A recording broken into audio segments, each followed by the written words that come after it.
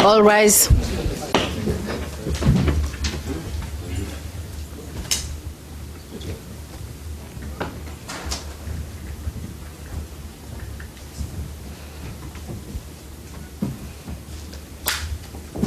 Please be seated.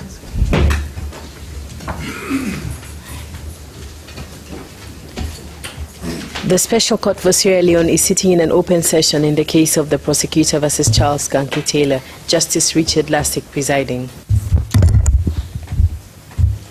Good morning. We'll take appearances first, please.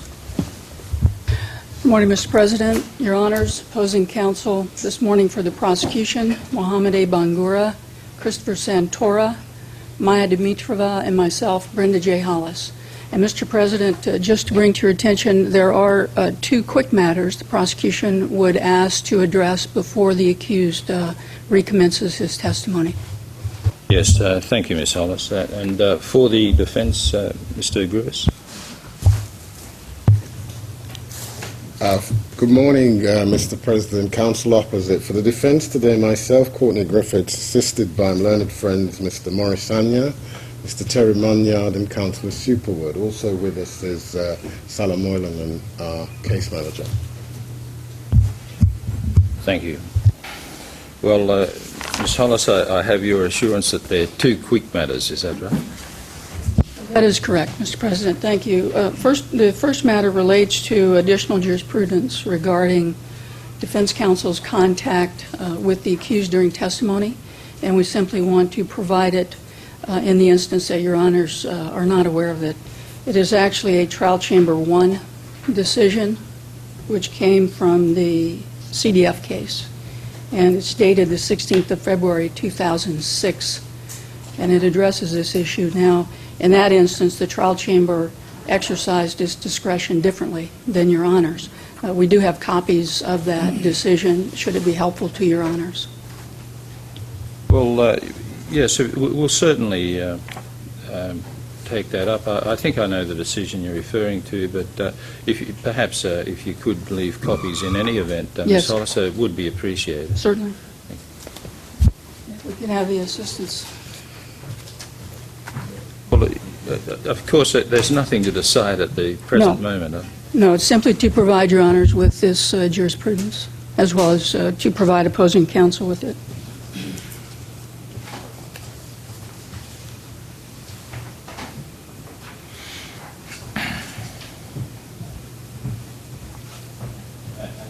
Thank you, Ms. Hollis. There's one other matter.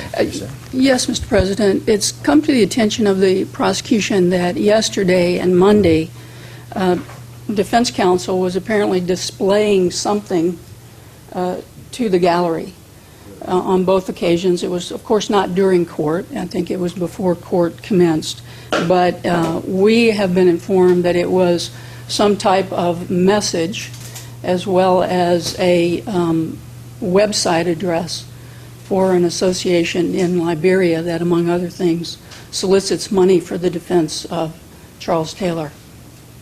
Now, we would ask if the defense would be able to show us what they were displaying to the gallery, and if indeed it is in the form of some type of public relations message relating to the accused and a website, that we would suggest that perhaps the dignity of the courtroom is better served if such displays are not made from the courtroom itself. Yes, thank you, Ms. Hollis. What's behind that, Mr. Griffiths?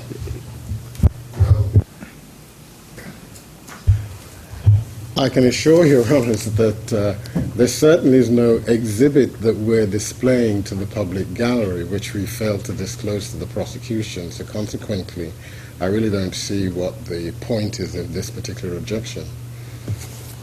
Well, I'm understanding Ms. Hollis to say that there was some type of website that possibly is in the form of an advertisement or something like that shown to the public gallery. Well, frankly, Mr. President, it's simply that.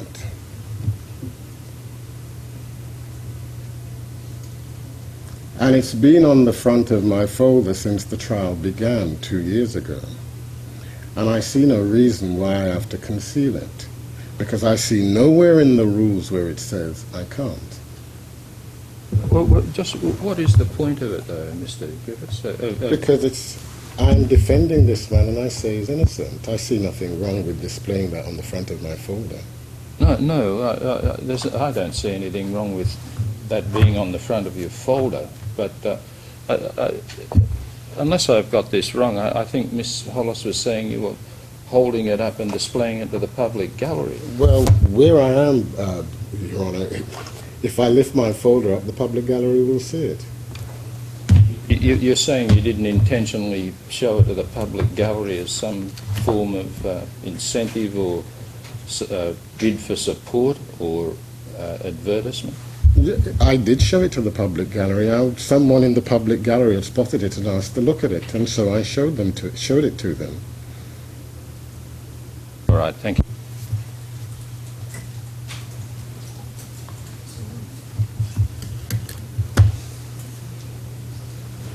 Little things please little minds, I suppose.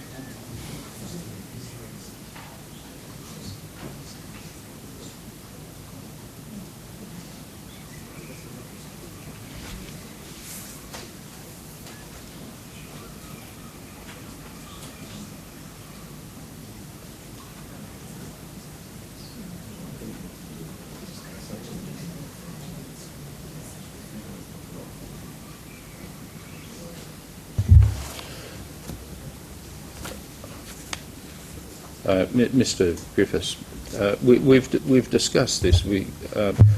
Frankly, we don't see anything terribly harmful in it, but we would prefer that you don't do it because the situation could get out of hand.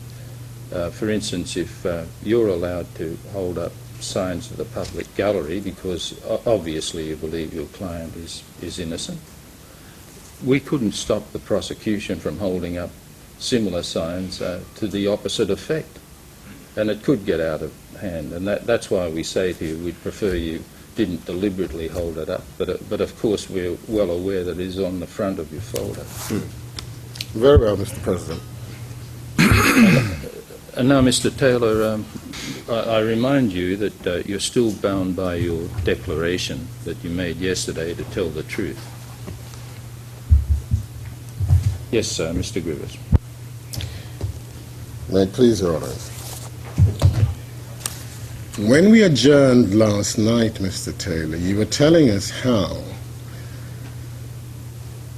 those you were dealing with at the barracks were young men who had just come into power and knew nothing about governance, knew nothing about international relations. So I am there with them because most of the other progressives are at the ministries and dealing with other members of the council, and General Kiwampa in the barracks has no one there to help him, so I stayed there to help him carry out those functions. Do you remember telling us that yesterday? Yes, I do. Now, Was there any particularly critical decision that you assisted General Kuibompo with during that period? Yes, there is one that stands out. Remember I stated that there was this Major Jebo that... What's his name? Jebo. How do you spell that, please? It's J-E-B-O, if I'm not right. I stand corrected on that. A commander of another formerly trained group that still had not shown up. We now have a situation where it is believed that he just might stage a counter coup, and so most of his men are being, are rounded up and brought into the barracks. They are there for fear that they just might do something. On the other hand, we have intelligence coming in telling us that the rest of the officers' corps of the armed forces of Liberia are themselves planning a comeback. Now, we are in a dilemma here where you arrest these very trained men because you are afraid of Major Jebo, but you still have, on the other hand, a group of men that could equally do you harm. So the critical situation that occurred was that I advised that those men be released and then encouraged to begin to put up the security corridor that was necessary. Now, let me just make this clear. In the armed forces of Liberia, as I guess in most armed forces, you have basic trained soldiers and you have specially trained soldiers. The group that is commanded by Major Jebo is formally trained and is called the Strike Force. The new group that just staged the coup is another group. They call themselves the Special Forces, and they have just finished the training with what they call live ammunition, and they were just about the best trained. So what we sought to do then was to bring the Strike Force in, encourage them instead of arresting them and using them to possibly counter any other situation that might have come up. Mr. Griffiths, before you proceed, may I clarify a word used by Mr. Taylor? On page 5, line 9, it's recorded as formerly, meaning previously, and he has spoken of some people that were trained. And on page 6, line 11, it's formally, meaning properly trained or going through a proper procedure. I would just like to clarify which word Mr. Taylor intended. Well, I'm using formally as to indicate something that had happened before. Madam Court Attendant could note that for the record.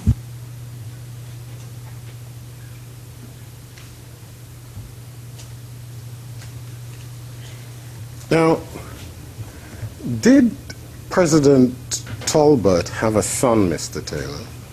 Oh, yes, he did. He had a son, and his name was A.B. Tolbert Jr. Was he married? Yes, he was married. To whom? He was married to the goddaughter of the President of Cote d'Ivoire. What was her name? Her name was, well, her name is Daisy. She's still alive. I remember in my statement on yesterday, I did mention that after the death of Tolbert, who was chairman of the OAU, some of the tensions that came up was as a result of him being the chairman of the OAU, but equally so, like Cote d'Ivoire became anxious because of the presence in Liberia still of the president's, well, we call it goddaughter, but it's almost in Africa, it's just about your daughter, was also of concern to him, and this was causing more trouble. So he was married to the daughter, I would say. So the daughter was in Liberia at the time of the coup. Is that right? That is correct.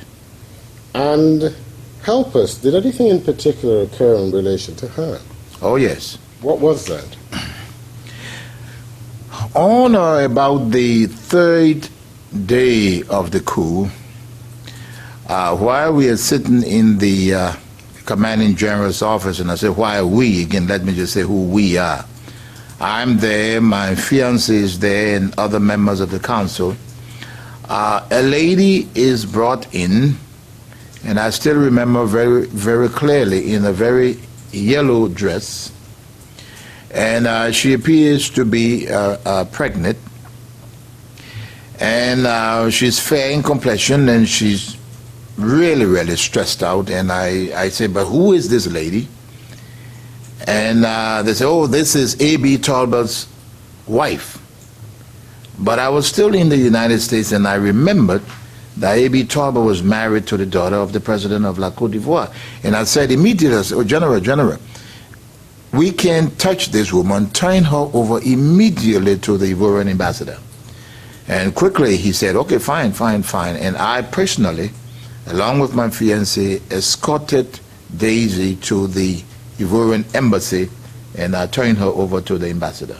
And what happened to her after that? She was immediately thereafter, the president of Cote d'Ivoire asked permission for an aircraft to come in. He sent in an aircraft, and she was picked up and flown to Abidjan. And help us. To which country did Doe make his first official overseas trip? To the best of my recollection, it was to Cote d'Ivoire. Now, meanwhile, what happened to Tolbert's son? A.B. Tolbert managed to take refuge, apparently, and I must say here apparently because news stories put him at several different places, but finally he ended up at the French embassy accredited near the capital. He was there for a very long time. I would say close to about a year, and intelligence reports, and finally I think it was a cook, and I'm virtually sure, because I'm sure using the word think in the transcript may not be proper. I'm sure that a cook at the embassy revealed to a friend that there was something funny at the embassy, that food was being prepared and taken into one section of the embassy, and they had no access, and there were whispers that A.B. Tolbert was there. And very sadly and unfortunately, before some of us who knew better could intervene, and quite frankly, I must say General Kouankpa was not a part of this. If not, he probably would have listened. Orders were given, and the French embassy was stormed by orders from the chairman of the council, Samuel Doe. The embassy was broken into against the protests of the ambassador, and A.B. Tolbert was taken out of the embassy forcibly, kept at the central barracks prison for several months, and later executed. And help me, as far as you're aware, how did the president of the Cote d'Ivoire feel about the death of his son-in-law? Oh, quite frankly, our President Houphouët-Boigny And that's one name that I'm going to depend on you guys to do that. It was very, very, not just upset, but sad. Imagine your daughter crying on your shoulder. Her husband has just been taken out and executed. It was a very, very, very, very sad picture. In fact, it was very serious because after AB was taken from the embassy, there were pleas to save him from not just the president of la Cote d'Ivoire, but from so many diplomatic sources.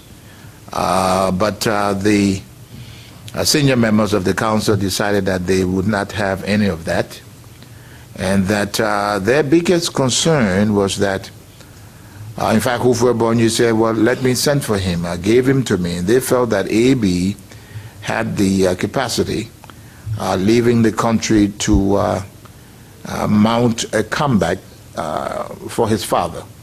And so they decided that they would not let him live. Now, I ask you about these details for a reason, Mr. Taylor. In intervening on Daisy's behalf, in ensuring that the president of Cote d'Ivoire was reunited with his daughter, did that prove useful to you at a later stage? I will say extraordinarily useful. Daisy did explain to her father my personal intervention and that of my fiancé, and he was very pleased. And over the years, in fact, during the years of government, President Houphouët-Boigny never forgot it. And when we launched our revolution in Liberia, at some point, not at the beginning, at some point, that paid off in that he was somewhat, probably I can describe as being sympathetic to what we were doing, and I can only speculate, and I'm sure it would not be useful, that seeing Doe in trouble meant that at least at long last he was getting his pound of flesh back from Doe, I guess. And help us. From which country did you launch your revolution in Liberia? We launched our revolution from La Cote d'Ivoire, and I want to emphasize here, without the knowledge and or consent of the Ivorian government. In fact, I mentioned previously in my testimony that we had to buy hunting guns, 12-gauge shotguns from La Cote d'Ivoire, from ordinary markets. And even after the revolution was launched, I was being sought by Ivorian authorities. So to the extent that we launched it from La Cote d'Ivoire, they knew nothing, absolutely nothing about it. One other detail, you mentioned A.B. Tolbert taking refuge in the French embassy. The French embassy where? Accredited near Monrovia.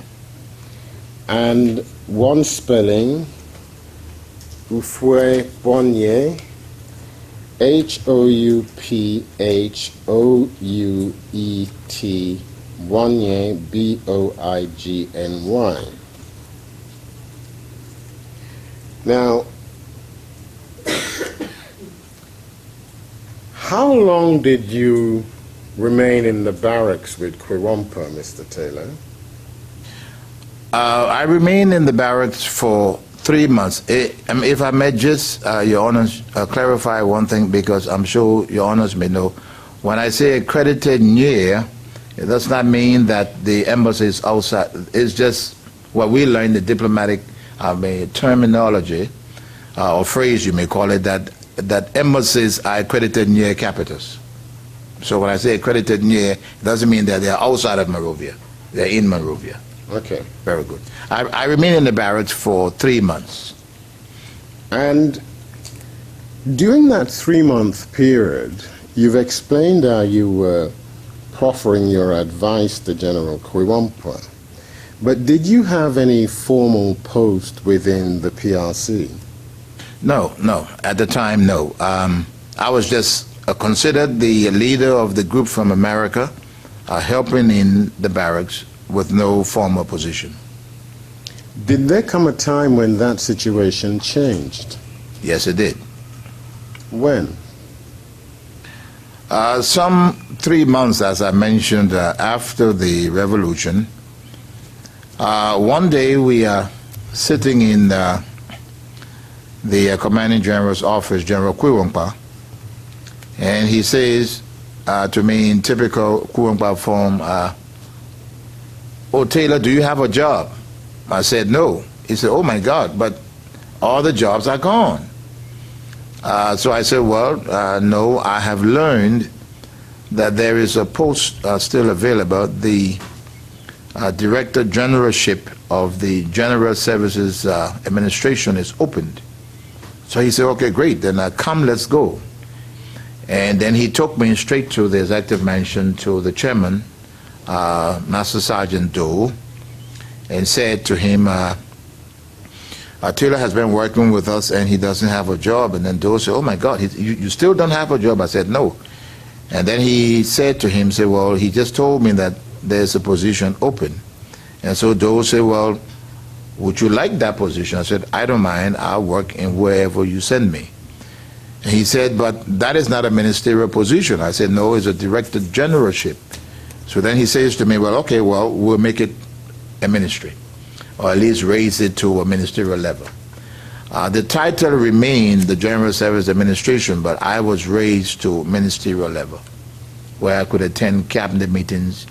And then because of my special status as the leader from America, I was invited then to begin attending council meetings. Now, what was the purpose of the General Services Agency, or GSA? Yes, the General Services Administration is modeled after that of the United States. They are responsible for the procurement of government properties. I would say the procurement and the maintenance of those properties.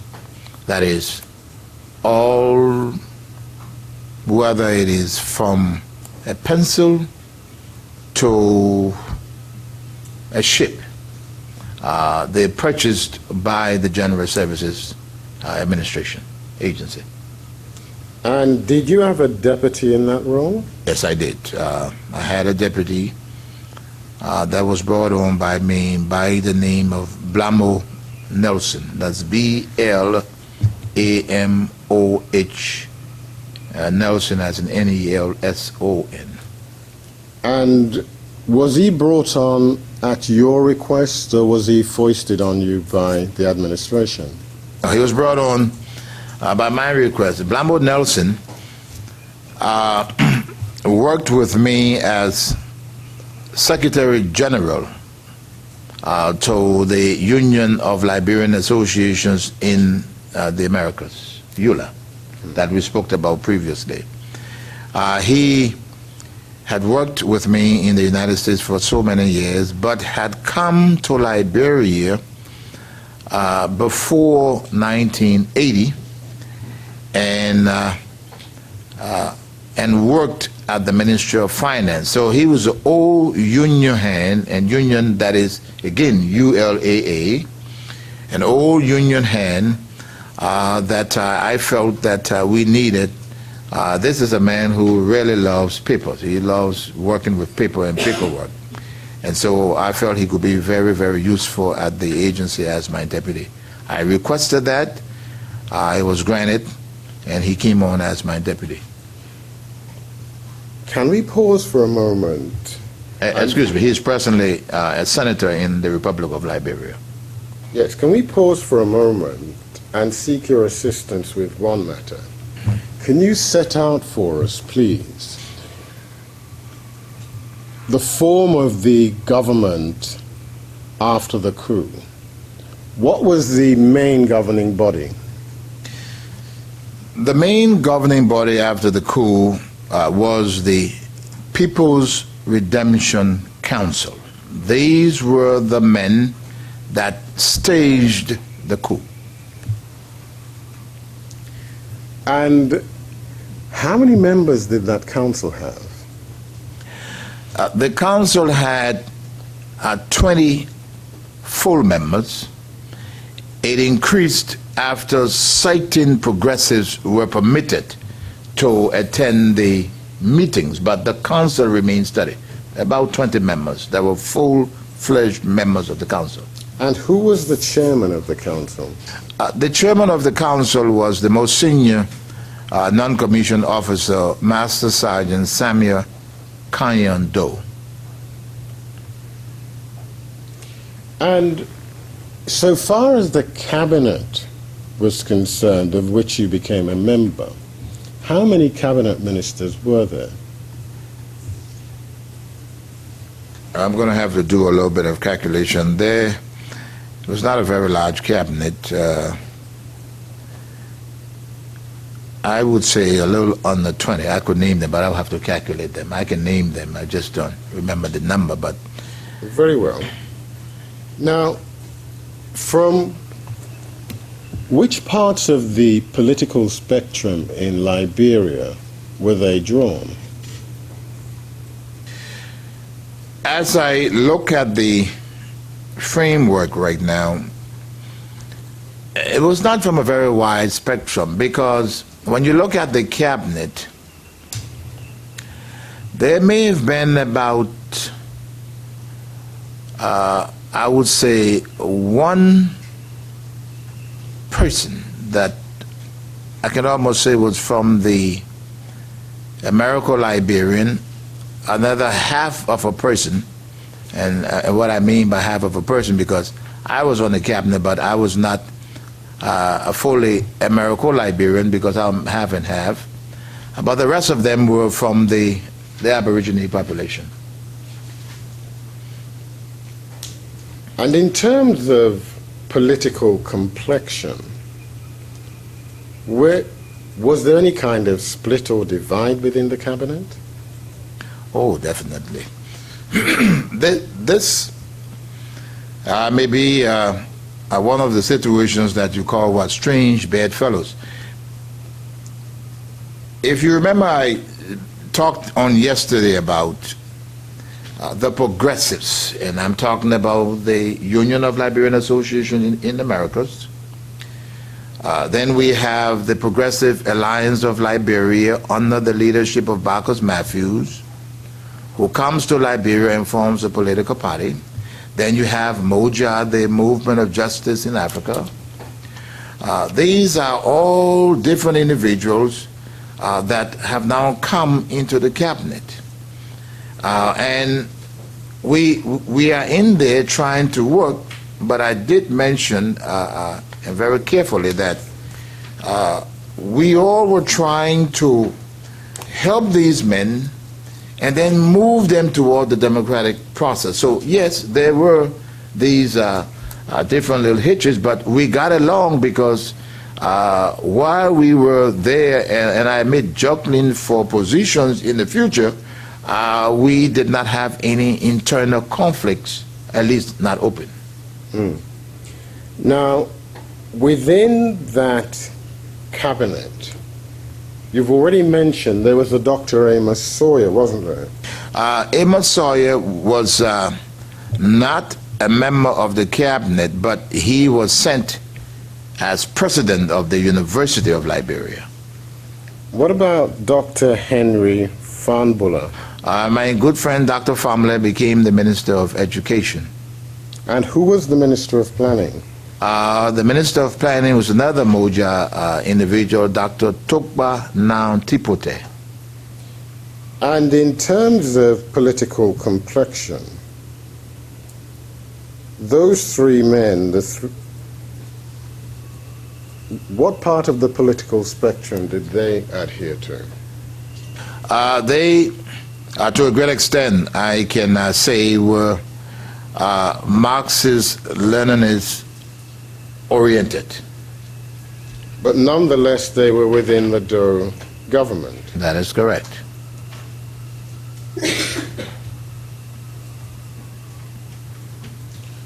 So within Liberia then, what was the supreme decision-making body? The People's Redemption Council itself. And by what method did they rule? They ruled by decree, but don't let us forget that we're talking about military people. And while there were discussions, the most senior officer, there are times that you just do not challenge your superior. And so the top echelon of the council, that is the chairman, Samuel Doe, the vice chairman, the speaker, the secretary general, and the commanding general, at that tier, by tier I mean at that level, would probably make certain decisions and virtually pass it down to the rest of the council, because it was a strict military channel and chain of command. Speaking of which, did that fact that this was a military administration have any personal consequences for you in terms of your own status? Oh, yes. It did have consequences.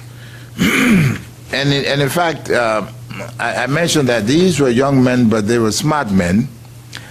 What they ended up doing to all of us, they said, great, now that you are a part of a military government, we will induct all of you in the armed forces, give you military ranks, and subject you to military orders. Now, all members of the council took the rank of lieutenant colonel upward. Members of the cabinet were all, and I use the word inducted. I had never at that particular time had any military training. We did not do any military training to get the rank. Up till now, I have never had any military training whatsoever.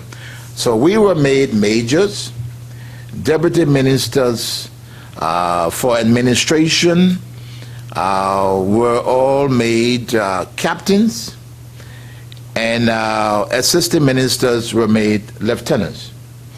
Now, the intent, what they said was that we will be subjected to orders.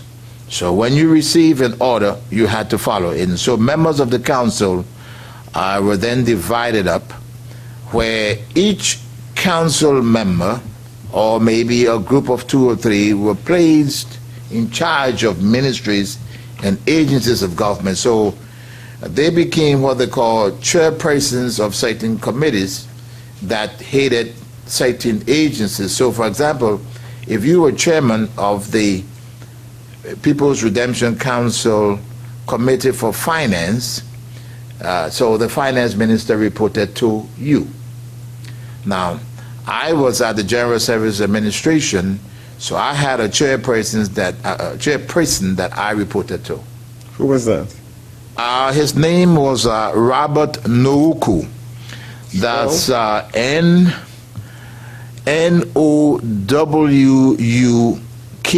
Noukou.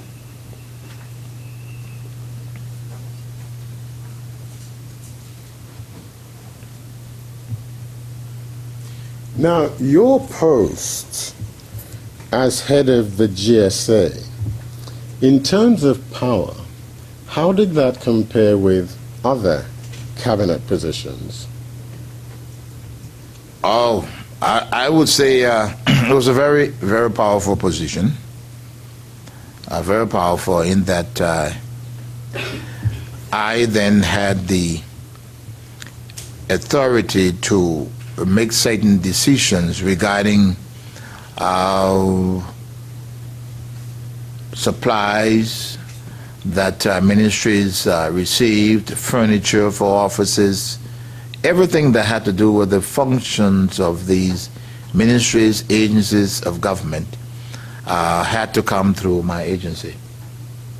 And how did you propose to run that agency when you took over? I had read extensively about the operations of the General Services Administration in the United States. And so I set out immediately to try to rein in the agency in terms of being able to save money. At the time that I took over, in fact, before the coup, every ministry, every agency bought its own supply. So, for example, if one ministry wanted, say, an adding machine, he bought a particular brand. And so in the government of Liberia at the time, I realized that there were many, many different brands, and this was not serving the best interests of government. So I then decided to structure the agency in a way that we will begin to not just only save money for government, but to try to standardize equipment and other government items across the board. And this caused a major problem. But did that policy work? To a great extent it worked. It gave me, and that's what I meant by power, it gave us a lot of power, but it also created a lot of enemies. And in putting through those reforms, were you supported by Doe and the PRC? Yes. Yes.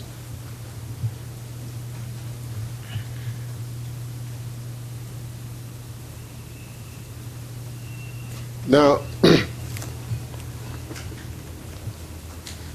was this some kind of federalized system, Mr. Taylor, or was it centralized? We, in our restructuring, proposed the centralization of everything. The argument was made, and Doe and the People's Redemption Council accepted it, that our proposition was this: look, if you standardize, there are several advantages. One, you can buy what we call bulk material at lower rates.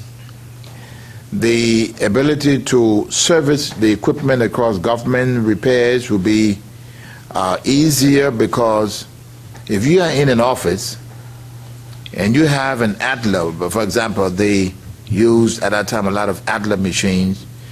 If an Adler broke down across the hall and could not be repaired under any condition, it was easy to take parts from one Adler and fix another Adler. But if you are in one room and the guy next door to you is using a Canon, that's it if the machine breaks down. That will save. And so we introduced standardization. We also talked about bulk purchasing, and that brought about tremendous savings. So in terms of the heads of individual government departments, is it the case that hitherto they had made their purchases on an individual basis? Yes, they and not only made their purchases as individuals, but prices were just so wide apart. One ministry could buy, let's say an example, let's say a Canon 250 adding machine would be reported for, let's just use a rough figure, $100. Another agency would probably show $200. And so this disparity was a major problem, because they bought individually and there were no savings.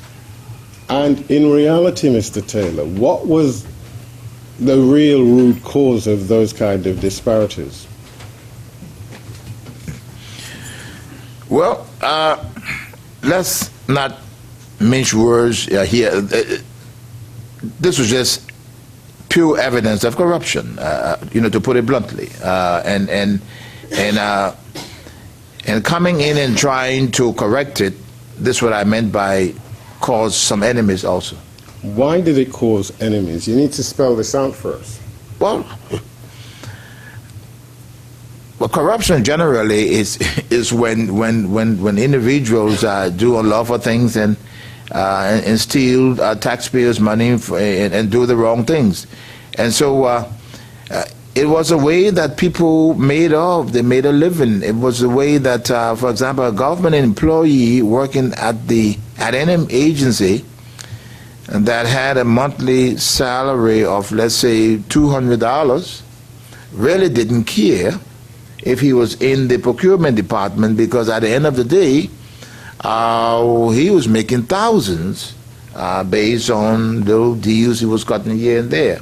We got to find out that the invoices that were being reported through the General Auditing Office were all made-up invoices, and in fact,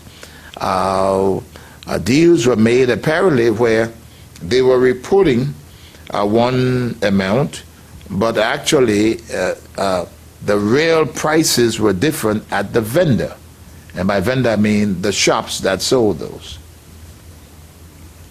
And so what was the reaction when you brought in a centralized system? As normal with all changes, people resisted. They get angry. They were upset because it meant that they had lost their little, what they call in Liberia, 1-2-1-2, and no one would like that. I guess I'm going to be asked later what 1-2-1-2 means. Just a local, little corrupt. When you get your little corrupt thing on what they call on the side, they call it 1-2-1-2.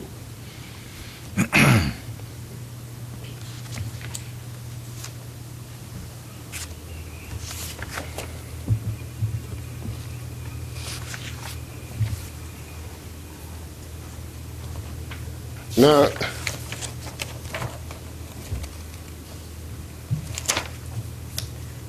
did these or your control extend to, for example, government vehicles and the use of them? Yes, everything, government vehicles. And in seeking to control their use, did you come up against any particular opposition? Oh, yes. Can you explain that to us, please? Before the revolution, a vehicle assigned to an official, a government-purchased vehicle assigned to an official of government, virtually became his personal property. In the United States, GSA vehicles are marked, they are government property. In Liberia, it was virtually your property. I then decided that what we would do, we will mark the vehicles. I had even gone to the extent to say that after working hours, the vehicles should be parked. That was a no-no. Oh, no-no to that.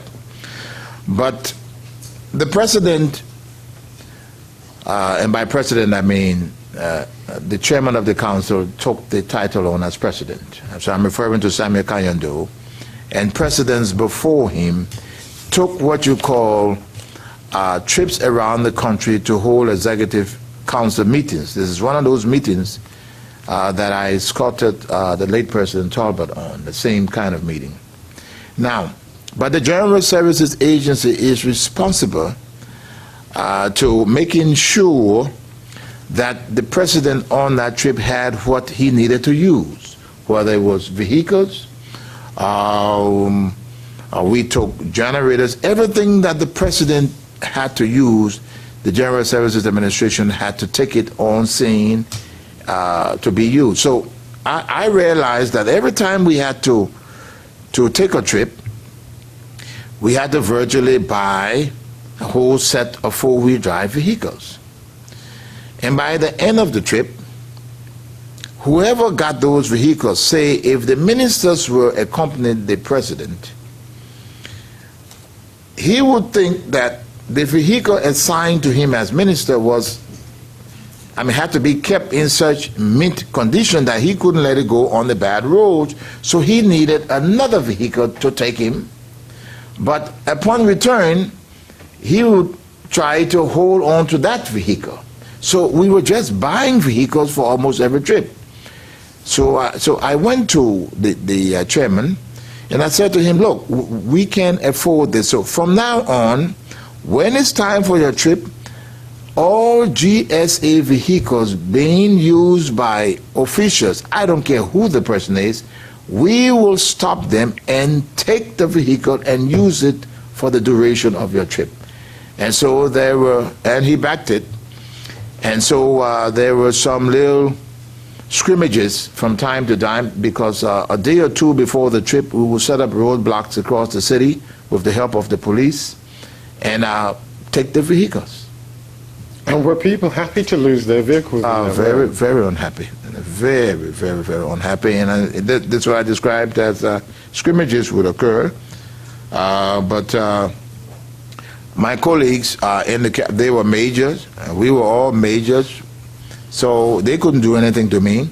And again, I had the authorization of the president. So they just had to complain but stop at some point. But did that make you popular? Very unpopular. Very unpopular. Now, you've explained to us yesterday how it was that those who took power came from the indigenous population and from the lower ranks of the army. Now, in terms of them now being in power, did that have any consequences for you in terms of you having to meet their expectations? Oh, serious consequences. How so? My name is Charles Taylor. Now, Taylor in Liberia is an Americo-Liberian name. Now, for us at that particular time, and some members of the council that understood I also had Aborigines background, I was comfortable and they were comfortable. But for a vast majority of the council, and I'm talking about again the PRC, I was still considered a Congo man. Now, we'll probably get into that later, but this whole thing, there are disparities between the use of this country Congo. So I used to make the argument, if you say I am Congo because I carry the name Taylor and you know that my mother is also country, then you have a problem. So what I was seeing as at that time was, some of them said, here is this Congo man who is the head of the GSA, who does not want us to gain some status.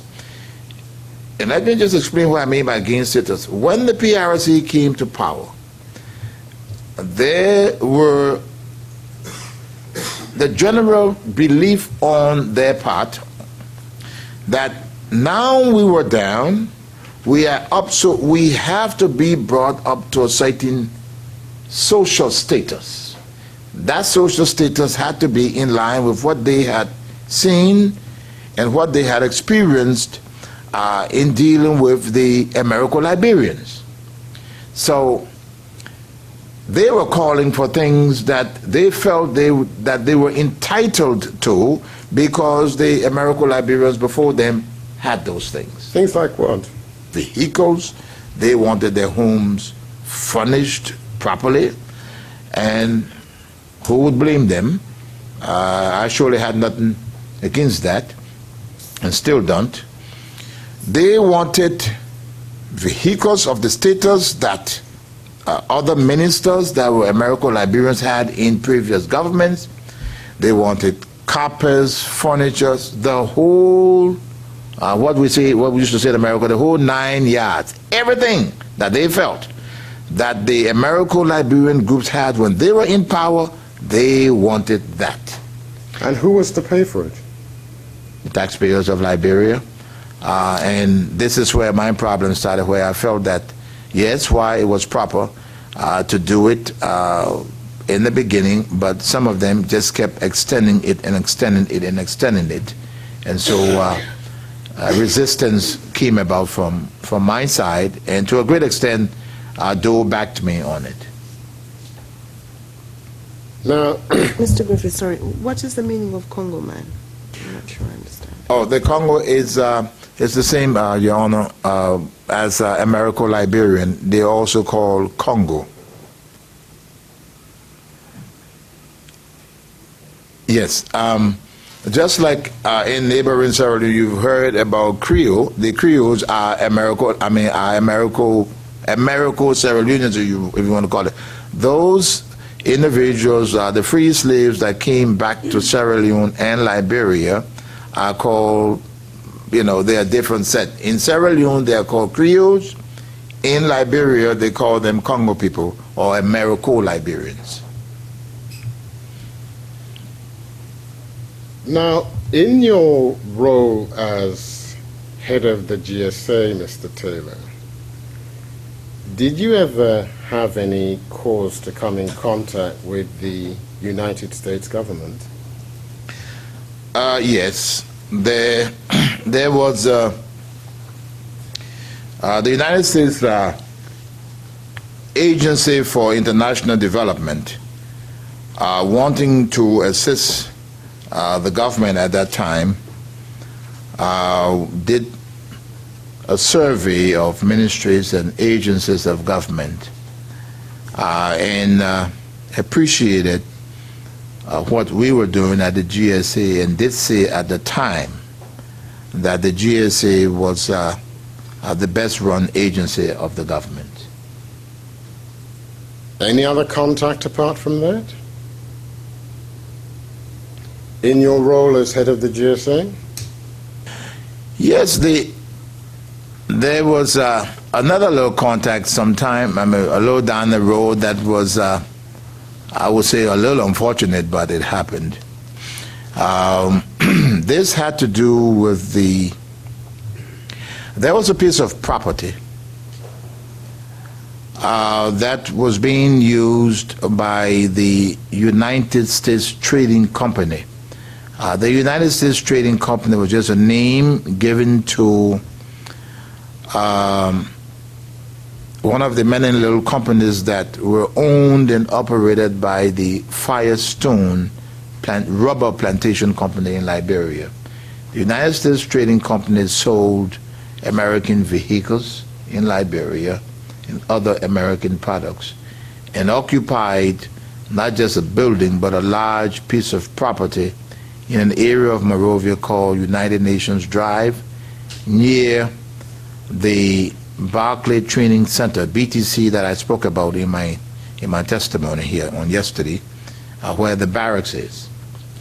Now, the United States Trading Company closed down its operations at that property, and it was turned over to the Liberian government, of which the General Services Administration, being responsible for securing properties, that came under the General Services Administration. Now, unfortunately, and I rarely use it unfortunately, the United States government had tried to use that piece of property as a major extension for its intelligence operations, where it was a large piece of property. Let me just say it was situated on, I would say, about a full hectare of land, not just one little lot. But this property is within 1,000 meters of the Barclay Training Center, the military barracks in Monrovia. Unfortunately, because it was owned and operated by the Firestone Rubber Plantation Company, the United States Embassy did not get the okay from the General Services Agency before it moved in on the property, had it fenced in, and had contracted to a local construction company in Monrovia the contract to renovate and upgrade the property. I objected and said that I did not feel that that property should be used for that particular agency that was supposed to. It was just an extension of administrative and other facilities for the Central Intelligence Agency. And so I said that the United States was an ally, is an ally, and I will still say is still an ally, and I have no problems with them. But I felt that even with friends and allies, there are still secrets, and that for the agency to move so close to the barracks, it was not proper, and that we should find another piece of property far from the barracks. They did not like this. Who didn't like it? The United States government did not like this. The embassy complained about it, and rightly so, I guess, because they had advanced about 300,000, I understand, United States dollars to the contractor who had actually fenced the property in and had commenced work, and the work was stopped. Though the complaint was taken to Doe, Doe called me in and I explained to him, and he agreed with me, but he pulled a little fast one on me. He then decides that he is going to send the matter over to the then Minister of Justice, Councillor Winston Tubman. That's a name we've heard before. That is correct. Tubman, we mentioned him on yesterday as being at the consulate in New York when I was a student that took it over. So now he's Minister of Justice, is he? In the Doe government, that is correct. Councillor Tubman rules that he sees no reason why the United States government cannot use the property. The decision is taken to Doe, and what I mean by he pulled a fast one, Doe disagreed with Tubman, agreed with me, but made the United States Embassy understand that all the matter is with Taylor.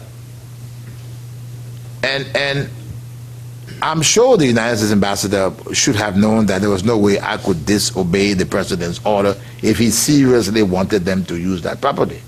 And so I was then put on a fiery line to keep saying, you know, we can't let it happen, and if you have a problem, go back to the president. But the president had already told me that they should not have it.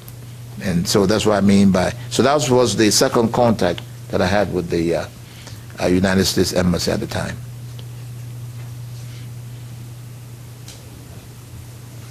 Now, this is in what year, Mr. Taylor? This is around, I would say about, this could be about 81, late 81.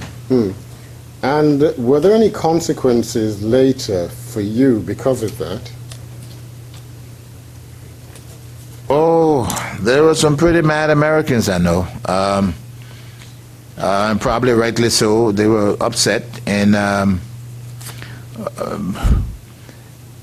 guess this later on proved to be why I would say I was later on arrested on extradition charges by them. They were pretty you know, angry. Now, I want you to cast your mind back to January 1981. Did anything in particular happen to you in that month whilst in Liberia? We are still going through this country Congo business. A lot of the members of the council, knowing my background, I knew that I was, if anything, half and half. They knew that.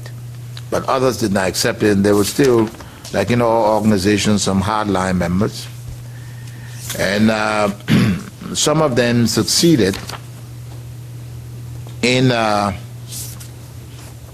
saying that the Congo people were trying to make a comeback, and that I at the GSA was a part of it. And so the Minister of Justice, who was still in Liberia, a very wild firebrand, his name is Che Chipo. Spell that for us. C-H-E-A, and Chepo, well, some people say Chipo, Chepo, I think it's C-H-E-A-P-O, Che Chipo. And what's the ethnic origin of? Che Chipo is Crown. Mm-hmm. I was arrested. What for? Being a part of a conspiracy on the part of Congo people, Americo-Liberians, to return to power. I was stripped at my office. What do you mean stripped? My clothes taken off me. Totally? Well, no, I was left in my underclothes and driven straight to the barracks and placed in jail. Which barracks? The Barclay Training Center. And what happened when you got there? During this particular time, I was placed in what they call the post, as in military post stockade, confused, not knowing what was going on. General Thomas Coup, the commanding general, was not at the Barclay Training Center. He was at Habel. Spell that for us. H-A-R-B-E-L. Habel is the capital of Mangibi, M-O-U-N-T-G-E-B-I,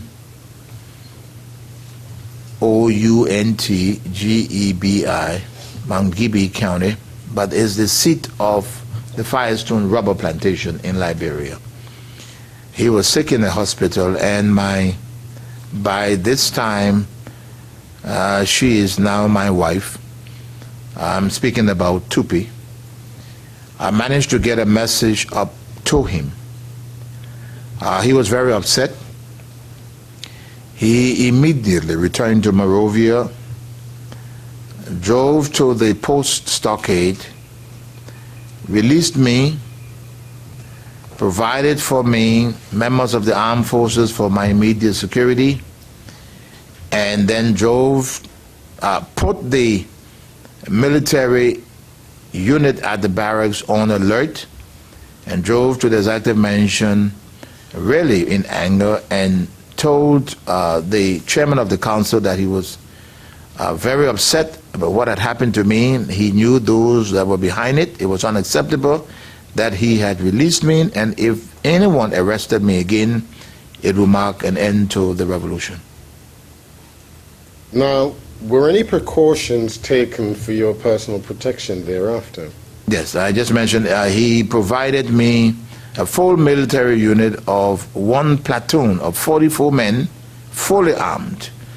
And the reason why he did this, he knew before he went to the hospital, he had intervened on several occasions into this Congo country, Americo-Liberian situation, and he knew of the plot against me. So back in his mind, he also knew, and I think that's why he took such a strong move, he also knew that I guess Chair Chipo had obtained the acquiescence of Doe before carrying that out, but that Chipo was on the front line, and so he took these actions, I guess in the back of his mind, realizing that even though Doe knew, but because Chair Chipo was the front man, he took those precautionary movements, hoping that Doe would react, I guess.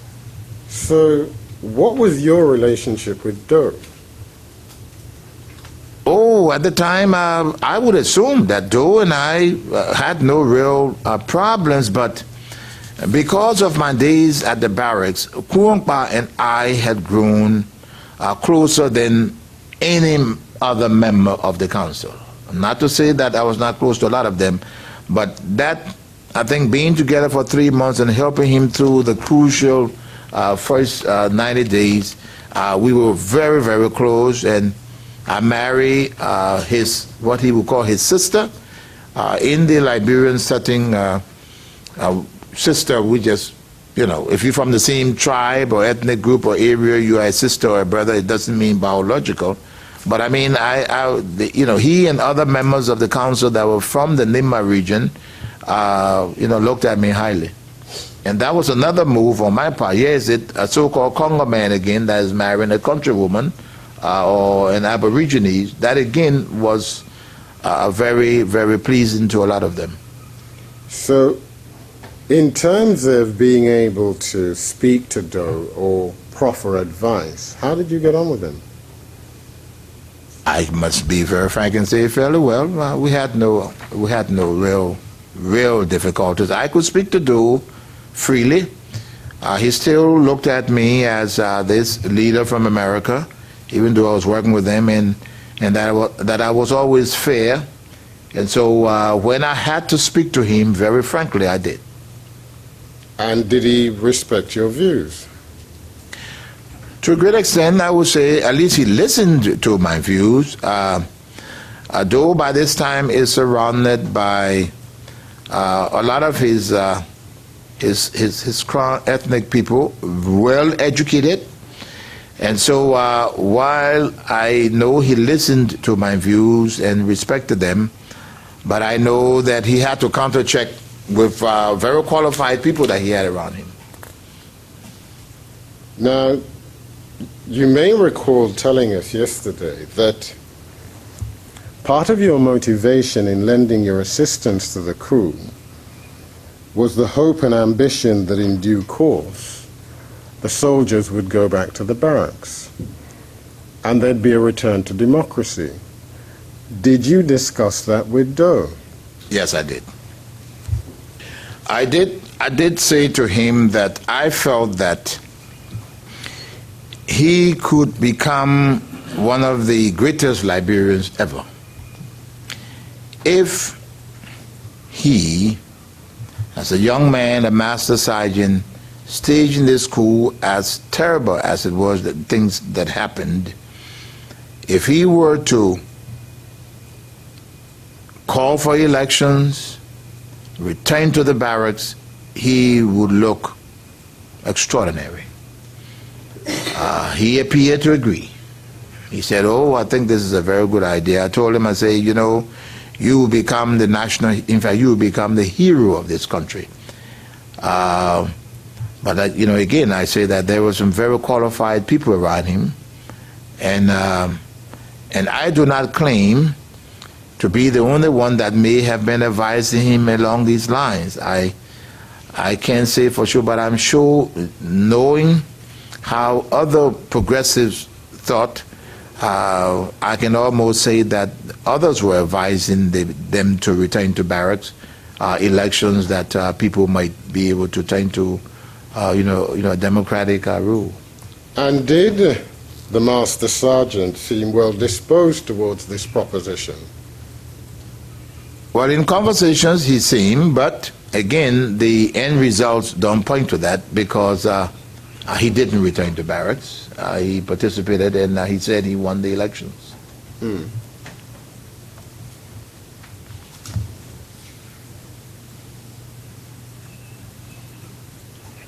And in terms of the foreign policy of the government, Mr. Taylor, what course did that take under the Doe regime? Well, in terms of foreign policy, Liberia, like I said, has always been the stepchild of the United States. And that's what I meant when I said yesterday they could do more for us than they've done, and I hold this against them. Doe has executed coup, we're saying, I mentioned that on yesterday in my testimony, because of this apparent movement towards this old Soviet Marxist-Leninist situation. This this was very pleasing, and on the part of the United States, and they really opened up to the PRC and commenced immediately to upgrade their assistance to that particular government, and even continued after Doe was elected. At the time, I was not in the country, but from all of the figures that we have seen, during the period from the PRC government to the end of the Doe era, after being arrested by Prince Johnson, the United States had invested $500 million in that Doe government.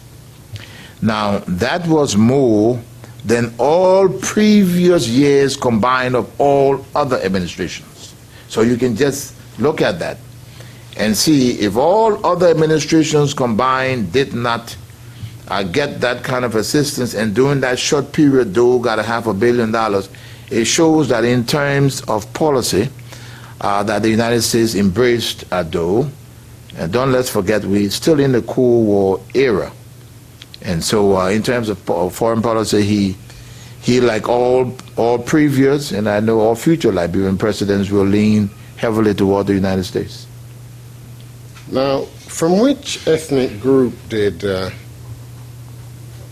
Master Sergeant Doe come from? Master Sergeant Doe is from the Crown ethnic group.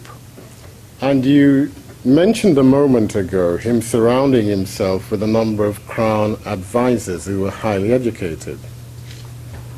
Was that indicative of a policy followed by Doe generally? To a great extent, I can say yes. And how was that? Well, when you look at what was going on at that time, imagine here's a young man, not educated. It was normal for him to try to bring people around him that could probably guide him very well. Tribal elements that he felt that would be sympathetic, and what we say literally, protect his back. And so he did. For example, I mentioned on yesterday, the Minister of State, the most senior member of his inner circle, was Dr. George Boley. He had a PhD in education, very sharp, very well educated man, a doctorate from the United States. And there were other members of the executive mansion crowd that were also very well. He had advisor, the former President of the Union. I mentioned his name on yesterday, by the name of Bala. Very brilliant, sharp man. He's also Crown. And so I guess he needed people that could really protect his back. And he did. Now, did your relationship with the Master Sergeant continue to be amicable?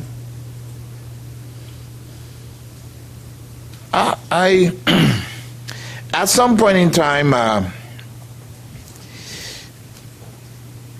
there was a little,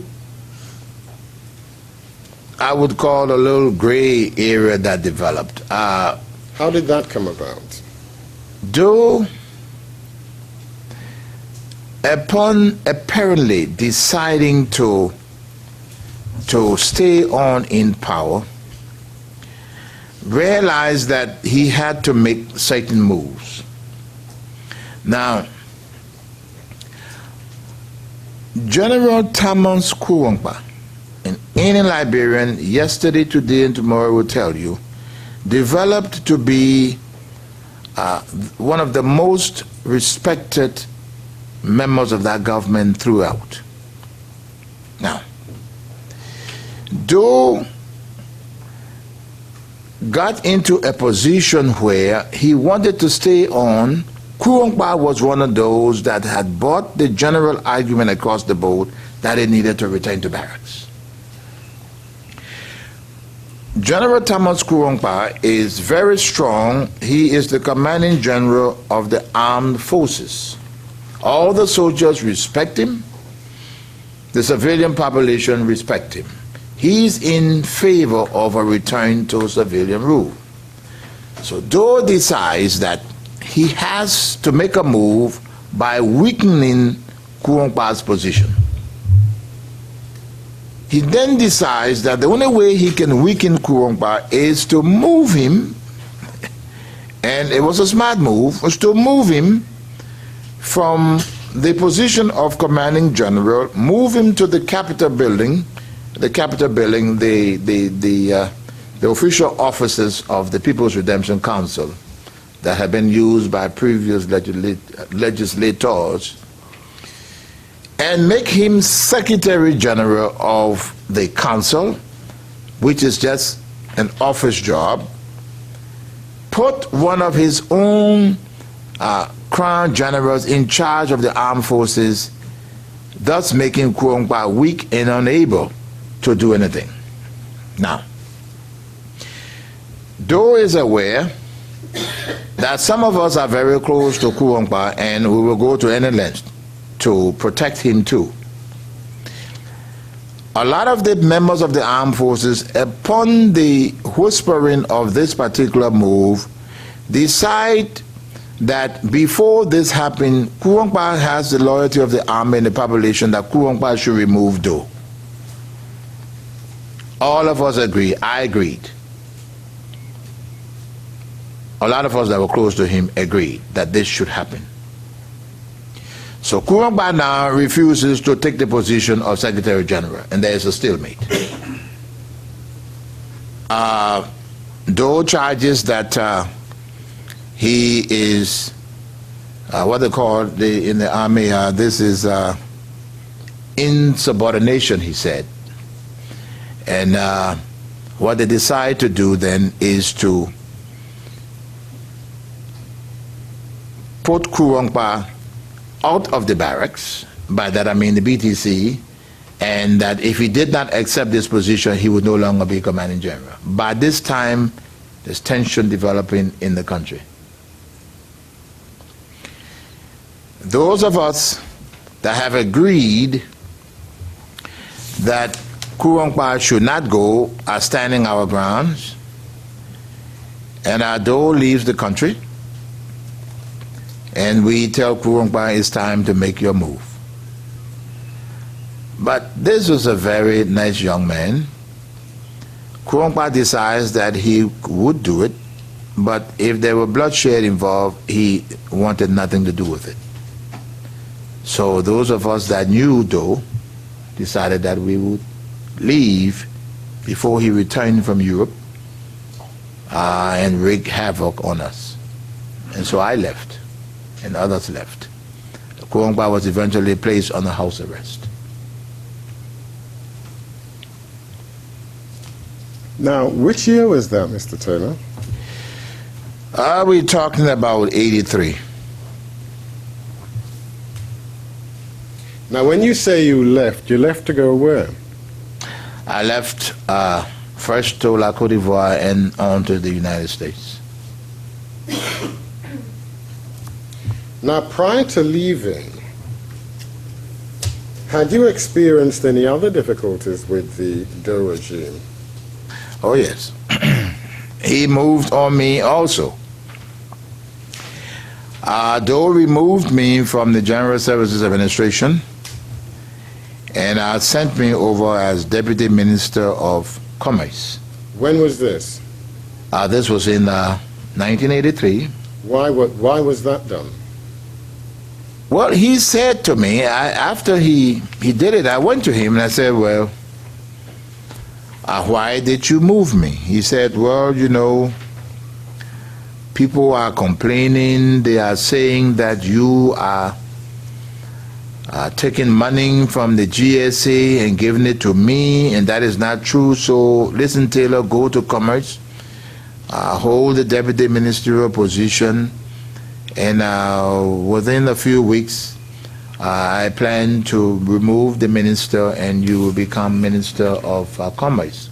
But the movement from the GSA to Commerce at the position of deputy minister was in fact a demotion, because the deputy minister was a captain and I was a major. So you're moving me from a senior position. It was a demotion, in fact. So he said, well, you can keep the rank because you will not be deputy minister very long. Because of your background, you are an economist, so we will have no difficulties in making you minister. So, but I didn't wait around for that. Who was the deputy minister at that time? At that time, the deputy minister was a gentleman called Clarence Mamolu, M-O-M-O-L-U, Clarence Mamolu. Did you get on with him? Oh, Clarence and I didn't really get along. He was very close to the chairman of the committee that controlled the GSA, the gentleman I mentioned, Robert Nwoku, and they were like brothers because Nwoku is from Lofa County, Mamolu is from Lofa also, and they were like brothers. And so the deal, in fact, under the whole thing was, because the council members thought that I was supposed to be this Congo man, not giving them their goodies, the whole point was to bring one of their quote-unquote own to the GSA. So what they did was to move me from GSA as Deputy Minister of Commerce and move Clarence Mamolu from Commerce to the GSA. What do you mean, their goodies? As I explained, wanting to be raised to the level of the constant calling for cars and rugs and furniture and beds and all of these things that I mentioned earlier, they thought was necessary to bring them up to the status where they believed that the Congo people had before. Now, in terms of the popularity of the Doe government within Liberia, were they still as popular by this stage, the stage you're talking about now, as when the coup originally occurred? I would say no. There's a little tricky thing here that we must understand. Remember I mentioned that one of the progressives had gone to the University of Liberia, Dr. Amos Sawyer. As president. As president. Now, as the years passed, the University of Liberia, this is the Moja man going as president of the University of Liberia. The University of Liberia became a hotbed for ideas.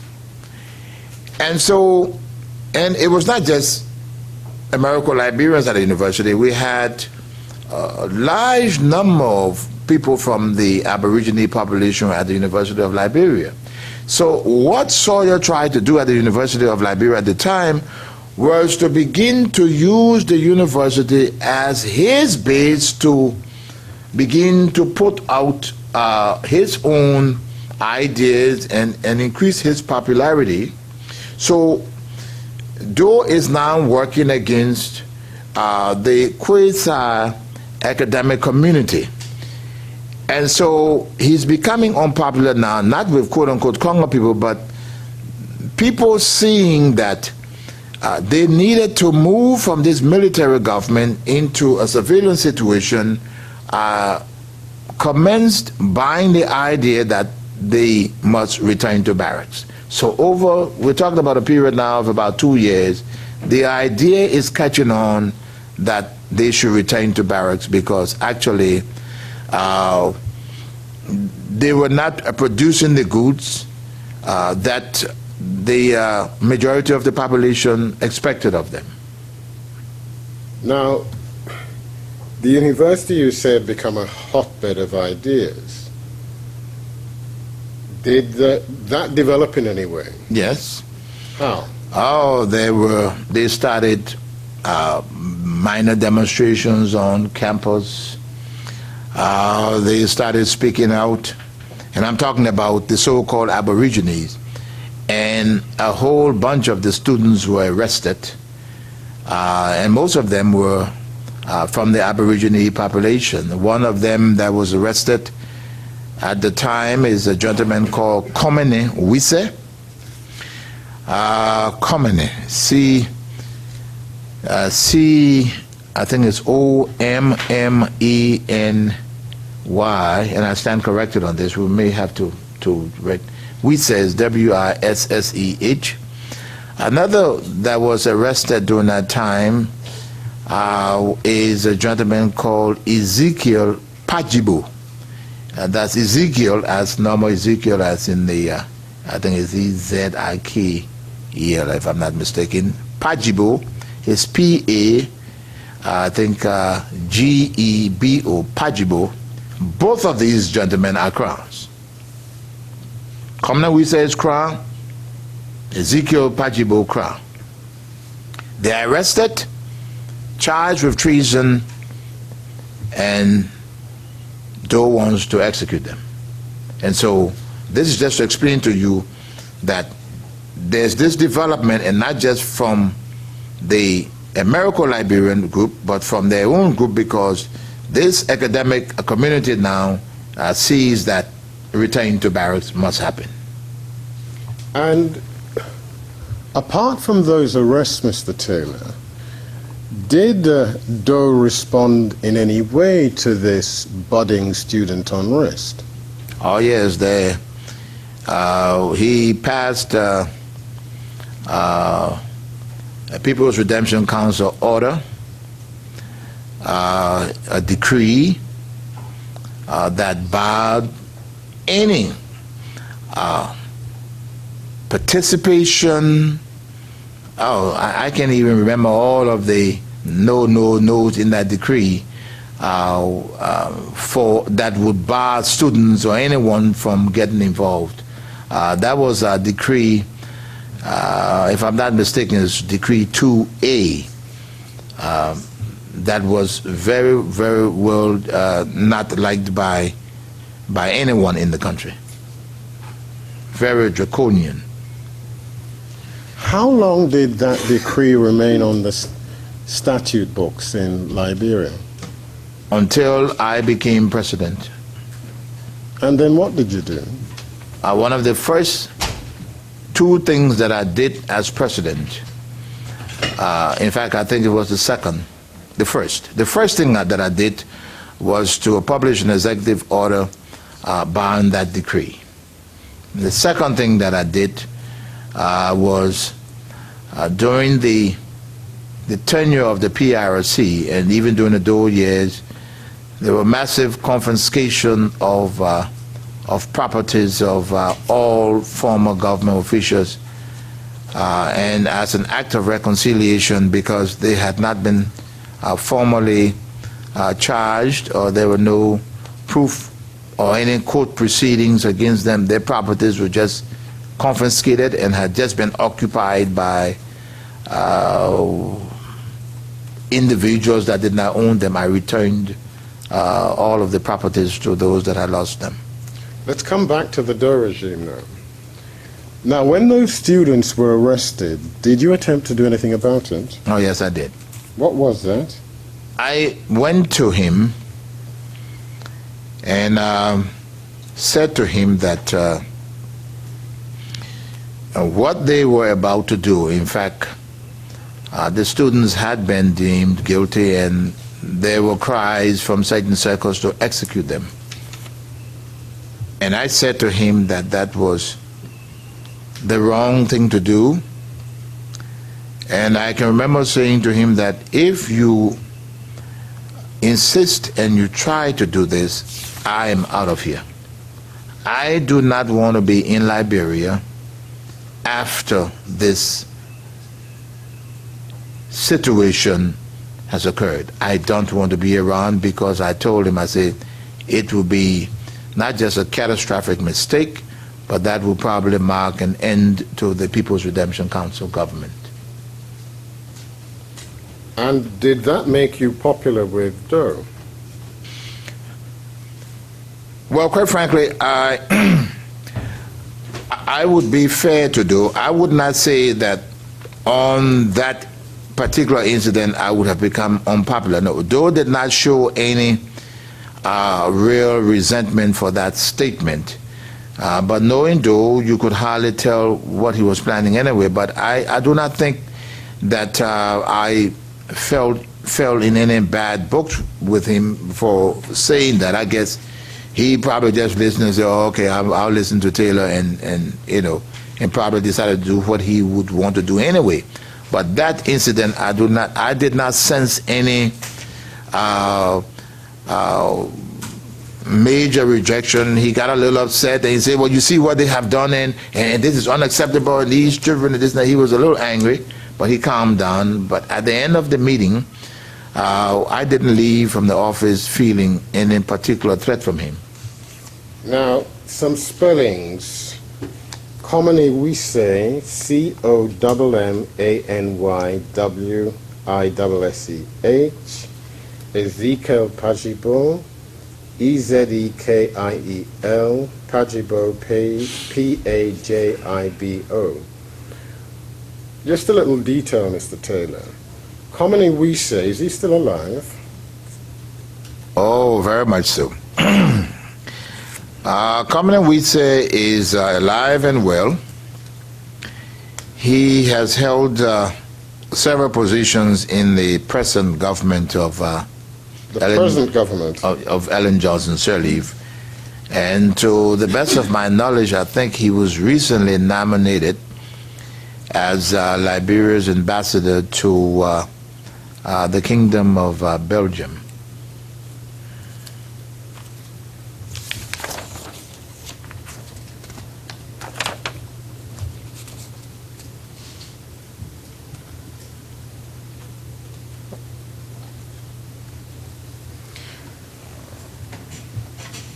Now, Quiwampa,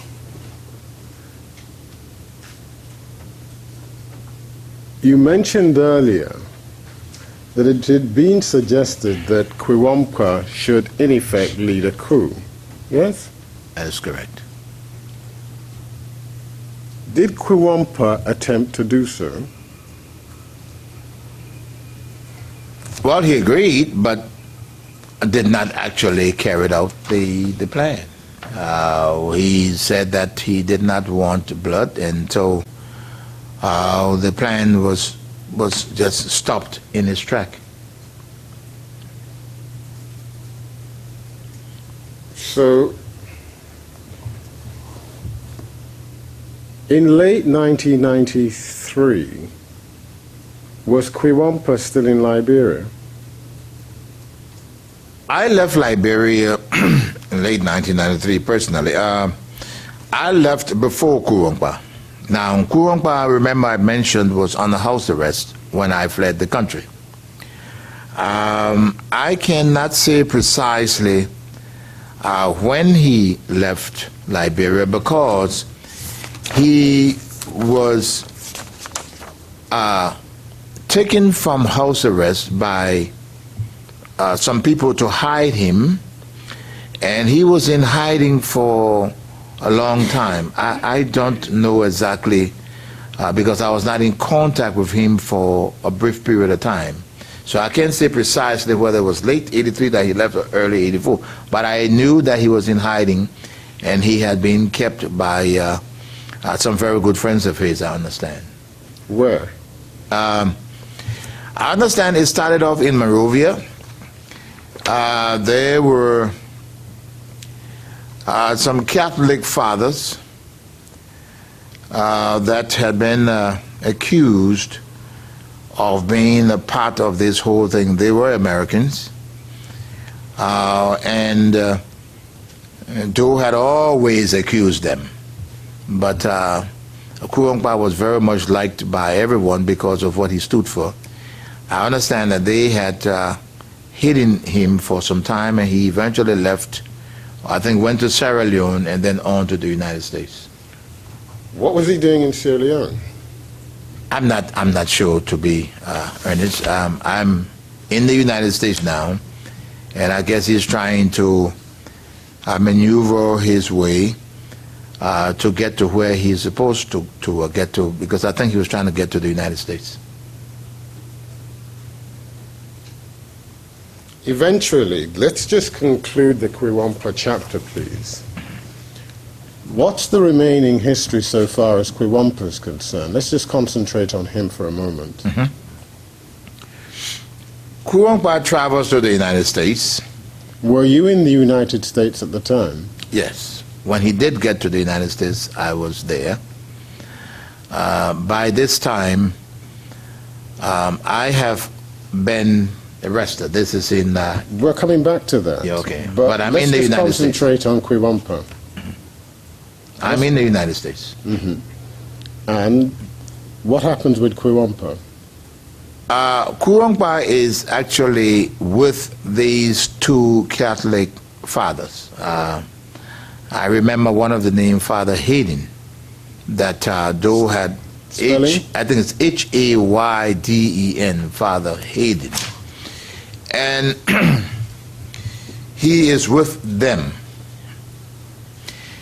And he's also in contact with another Liberian by the name of James Butte. He is presently chief, I think, correspondent for Africa that works for the Voice of America.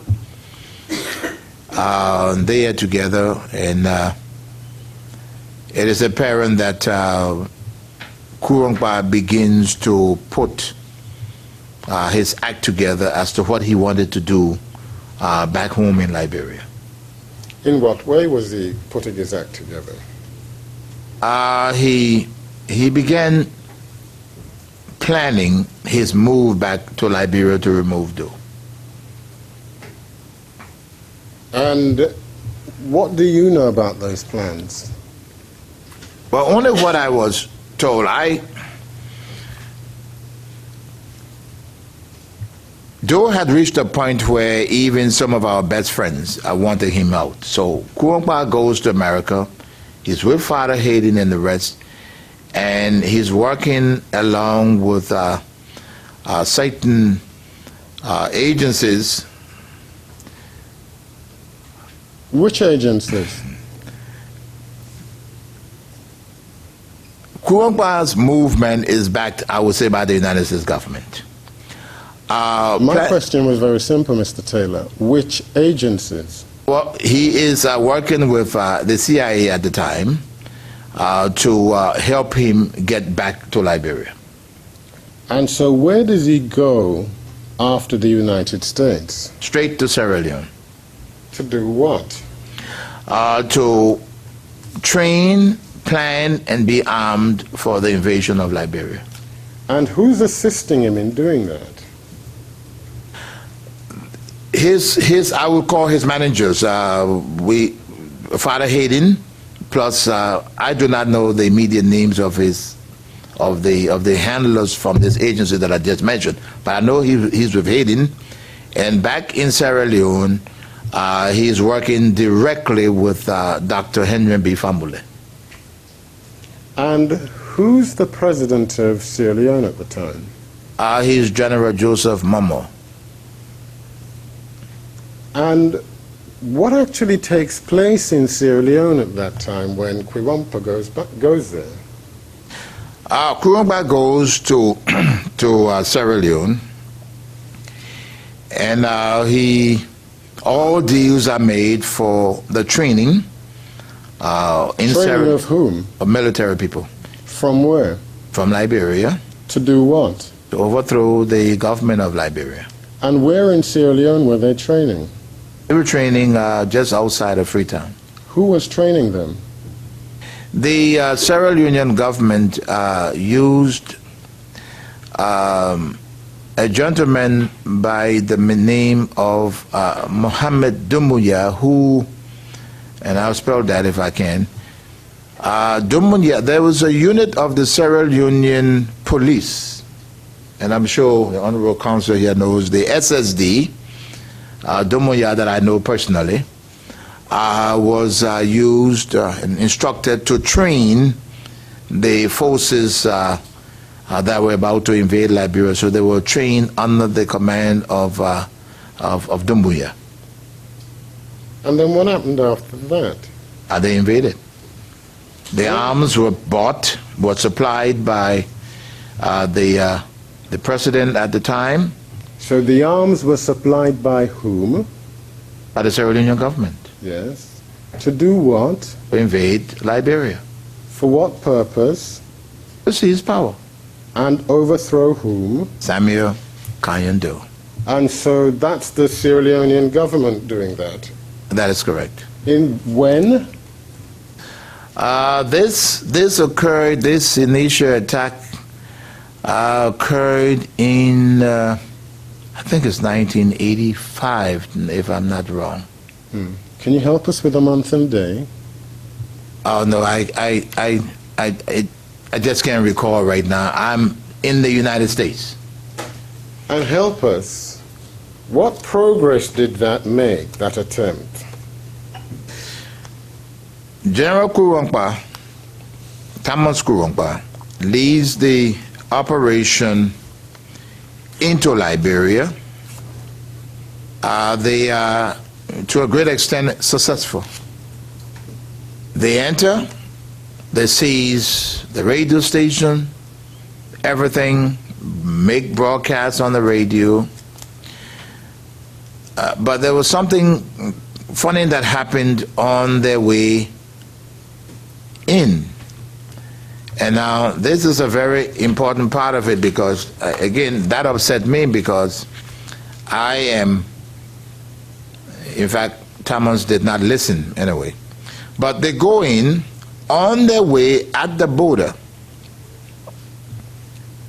the commander of the unit that is leading the troops is killed at the border, not by Liberian government forces, but by one of the member of the invading force. Now, strangely, what was going on, it is believed, and I have heard nothing to the contrary to say that it is not true, that Kurongpa had been used by certain progressives within the invading force. And let me clarify this for the judges. Kurongpa arrives in Freetown. He has to recruit and train Liberians. So he has to draw this stock of Liberians from Liberia. And so he contacts almost every progressive. Amos Sawyer sent the famous journalist in Monrovia called Tom Kamara was there. The present chairman of the Election Commission in Liberia, Jimmy Flomoyen, was there.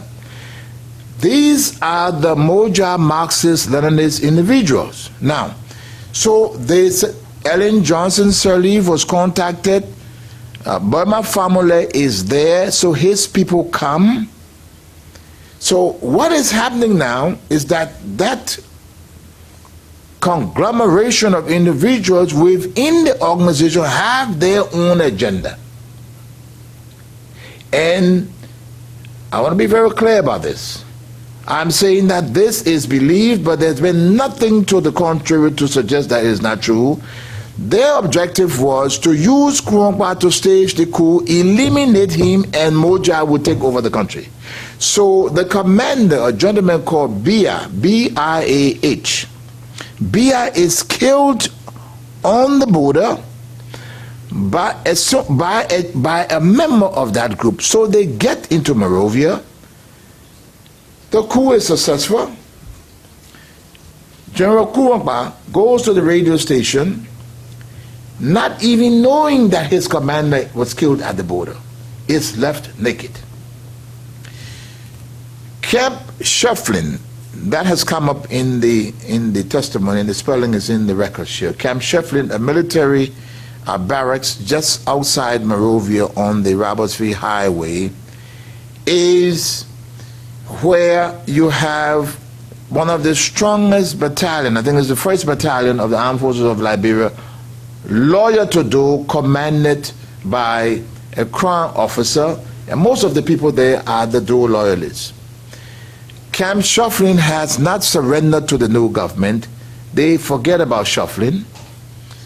Secondly, Kouroupa assumes that men have gone to the executive mansion. Dole is still at the executive mansion. Nothing happens to him. So eventually, the soldiers from Camp Shuffling move into Monrovia with massive force. The Kouroupa people scatter.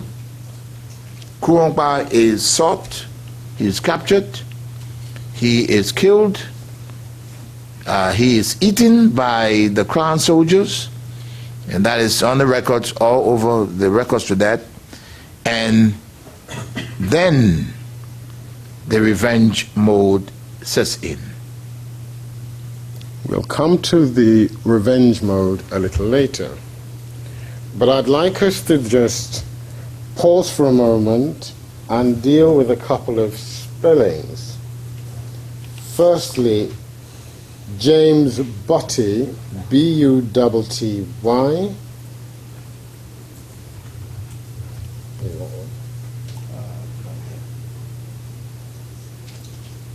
I'll have to wait for the others. But in any event, you'd mentioned that you yourself has left Liberia. Before we have the short adjournment, I wonder if you could assist us with this. Why did you leave Liberia? I left Liberia when General Thomas Kouroupa said that he could not order the armed forces to move in because it would involve bloodshed, because he was sure that a certain segment of the armed forces that Dole had loyal to him, especially the Crown and other groups, would resist. There would be bloodshed. He did not want it. I knew that things would get bad after Dole returned from Europe, where he was visiting, and so I left out of fear. Mr. Taylor, help us. Did you have any other difficulties at that time in terms of your role as head of the GSA? None whatsoever. Had no difficulties up to that point, because when I left Liberia, I was now Deputy Minister of Commerce. I was not at the GSA when I left. Before you left the GSA, had there been any question asked about the propriety of your dealings in that role? Oh, that is correct, yes. The new guy, Clarence Mamadou, that moves into the GSA begins what he calls a massive investigation as to what had occurred at the General Services Administration. Yes. And what was the outcome of that? Well, I really don't know the full outcome, because up until the time I left Liberia, he was still investigating. But what had arisen at the time, he was concerned about funds that had been paid 8 months before his arrival at the GSA for equipment for the government of Liberia that had not arrived. Now help us. How many such allegations were made about you and your role as head of the GSA? Well, as far as I know, the allegations came from Clarence Mamadou. How many of them? I know mainly of one for the payment of $900,000 to a firm in the United States. And put in simple terms, what was being suggested about you? Oh, he was trying to suggest that I had personally embezzled money. How much? $900,000. Had you done that? No, I had not. When you left the Liberia, were those investigations still ongoing? They were still ongoing.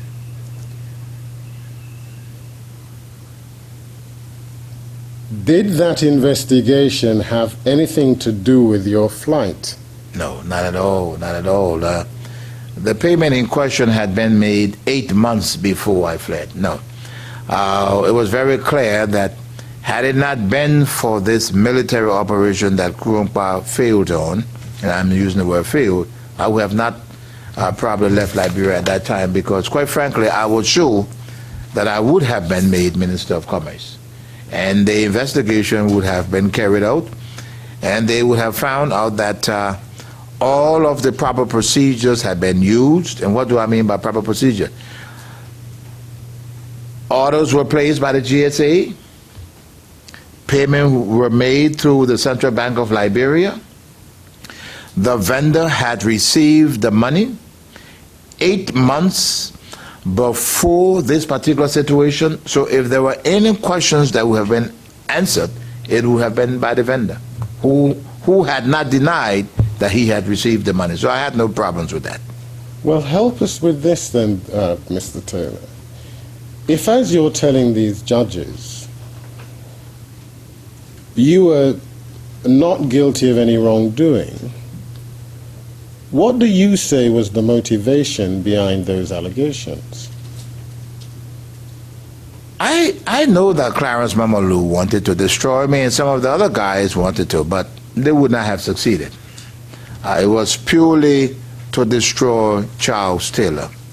Why would they want to destroy Charles Taylor? Well, don't let's forget that we're in this mood of what? This Congo man that is doing very well, who is so respected and loved by a lot of members of the council, we need to break Taylor. And that's what they wanted to do. And was this being done with or without Doe's approval? Quite frankly, I cannot say with any degree of certainty that this was done with Doe's approval. To be very fair to this gentleman, look, I know Samuel Doe. These allegations, if Doe was behind the allegations when they first came out, number one, he would have dismissed me from the GSA instantly. I believe that there were other individuals moving in there, because having been president myself, when the president is really behind something, really behind something, I mean, you would almost know. I mean, I don't think Doe easily could have said, oh, there are allegations, you are dismissed, and you will remain out of office until you answer to these allegations. But he did not even comment on it. The executive mansion did not do any releases on it. And so I would say that this was not of Doe's doing, no. I'd like you to hold that thought, because I note the time, and I'm going on to another aspect of this, Mr. President. Yes, thank you, Mr. Grievous. We'll take the short adjournment now and reconvene at 12 o'clock. All rise.